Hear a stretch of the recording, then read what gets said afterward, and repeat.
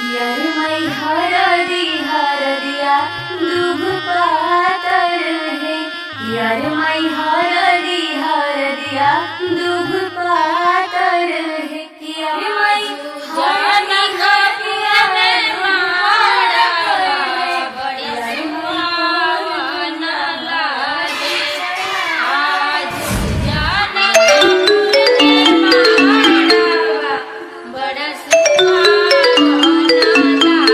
Hello. हाँ hello. कहाँ बाड़ा? घरे बनी। अरे जल्दी आवा ना। अरे इतना जल्दी कब आ? हमरा ये सब कुछ नहीं के सुने के, जल्दी आवा ना।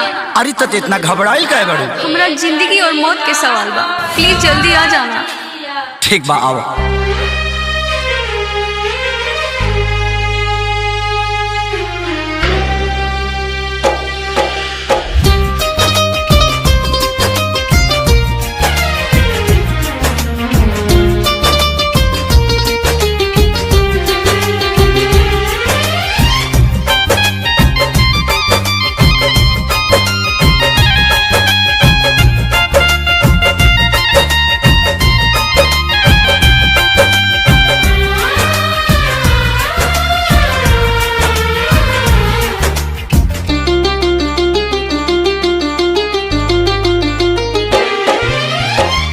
पगली के भइल बाटे पागल के दासा, आज हमरा पता चलल प्रेम के भाषा।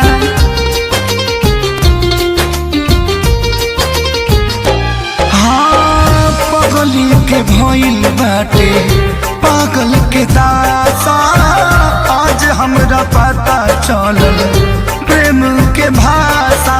रोते रोते मिले हमसे आयल बड़ी, रोते रोते मिले हमसे आयल बड़ी। हमर जान आज हरदी से लटाइल बड़ी, हमर जान आज हरदी से लटाइल बड़ी।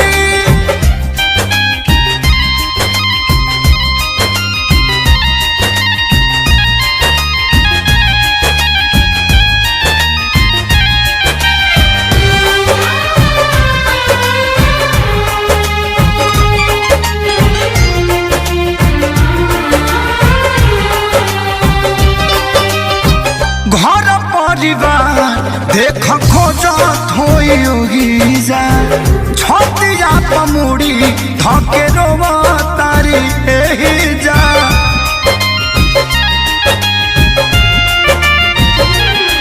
हथवा के मेहंदी मिटावेली इ तो हमरे के समझावेली। अखिया बाल राइल पागा लाइल बड़ी, अखिया बाल राइल पागा लाइल बड़ी।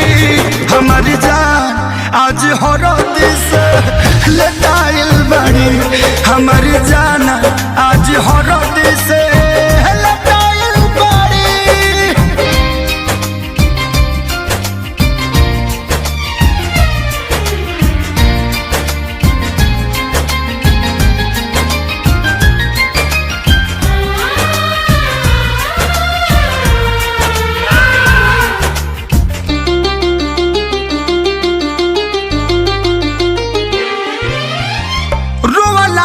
इनका झर बनावा के पाता, प्यार के मतलब रब जिया जुए बुझाता।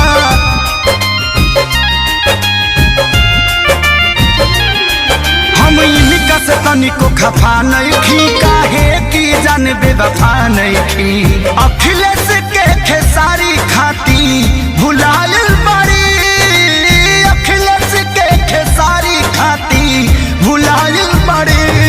हमर जान आज हरद से लटाइल बड़ी, हमर जान आज हरद से लटाइल बड़ी।